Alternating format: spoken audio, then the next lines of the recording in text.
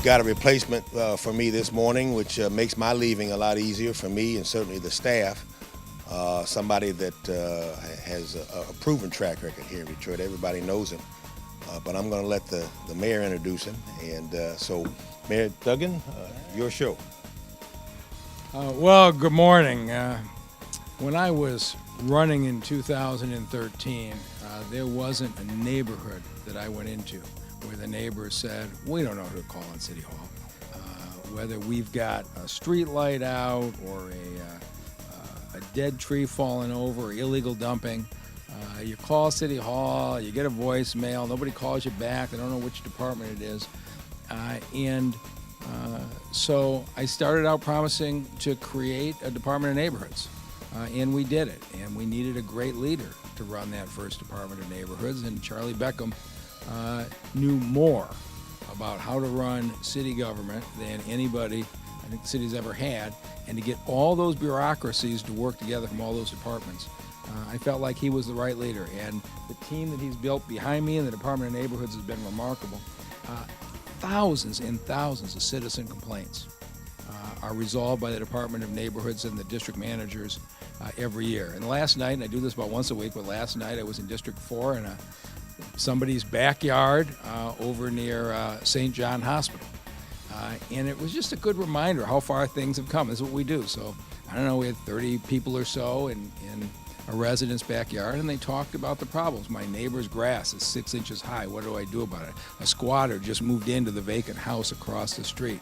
And the district managers have been solving these issues. But we still have quite a ways to go. And so when Charlie told me he was going to leave, I said, all right, we've got one of the great leaders the city's seen, but we have to keep going till every neighbor in every house feels like City Hall cares about them. Who could be the kind of great leader that could replace him?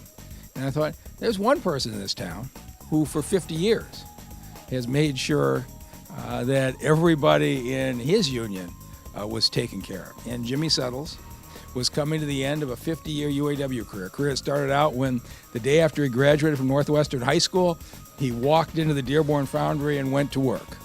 And by the time his career was done, he was representing 100,000 Ford workers and retirees sitting across the table from Bill Ford and the Ford Motor Company leadership, protecting his members. He made sure every one of those 100,000 union members was treated fairly, and he's lived in this city his whole life. And so I sat with him, took him out to breakfast. I know he thought I was going to hit him up for another donation. He's supported the new baseball fields in this town, the chess clubs, leading the effort to rebuild Motown Museum. He loves the city of Detroit.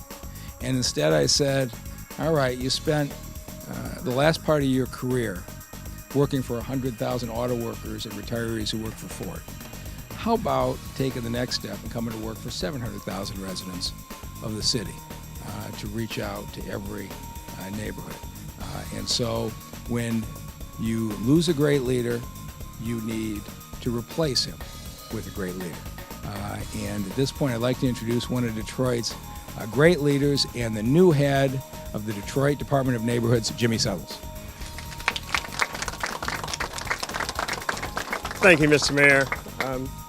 Let me just first say what an honor it is to be selected and to have that conversation with you, Mr. Mayor, that I'm really not just honored to accept this job, but also honored to work in your administration.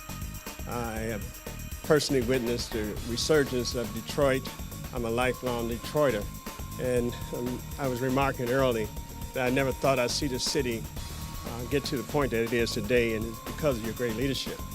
But let me also just think that one thing that really scared me off when I was asked if I would be interested in this job is who was I going to follow. And when they told me Charlie Beckham, I almost said no, because I knew that what he has meant to this city and what he has done for this city, and he could never be replaced, but I would try to do the best I possibly can for the city that I truly, truly love.